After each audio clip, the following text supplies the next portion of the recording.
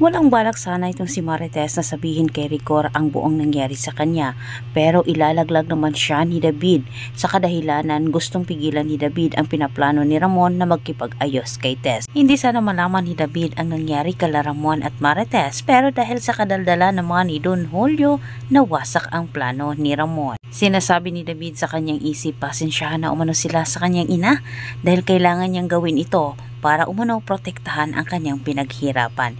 Samantala, gustong makita ni Ramon itong si Camille ng personal para siya mismo umano ang magtanong kay Camille patungkol kay David. Hawak na sana ni Bullet ang ebidensyang makapagsabi na isang peke itong si David. Muli namang naharangan ni Olga at David itong si Bullet. Inaalam naman ni Rigor kay Tess kung ano ang buong nangyari kay Camille. Sinabi ni Tess ang sumbong ni Camille sa kanya. Inasahan na sana ni Tess na pagsabihan ni Rigor itong si David, subalit taliwas ang nangyari sa kanyang inasahan na parang kinonsinti pa ni Rigor itong si David sapagkat hindi nagtataka itong si Tess dahil ganun din itong ginawa ni Rigor sa kanya. Samantala, walang magandang balitang dala itong si Bullet patungkol sa pinapagawa ni Ramon sa kanya, bagamat pinaniwala niya itong si Ramon na wala na umano itong si Camille dahil sa aksidente nangyari sa labas ng simbahan.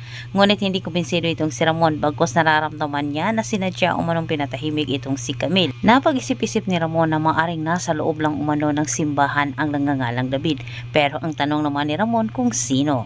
Desperado na si David at Olga, hindi na umano hahayaan ni David na maulit muli na mag-cross ang landas nila ni Marites at Ramon dahil sigurado na itong si David na hindi na niya maalpasan ang katotohanan ng dadapo sa kay Ramon. At dito po nagtatapos ang ating advance episode update. Huwag kalimutang mag-subscribe para sa maraming karagdagang update pa po natin. Muli maraming salamat.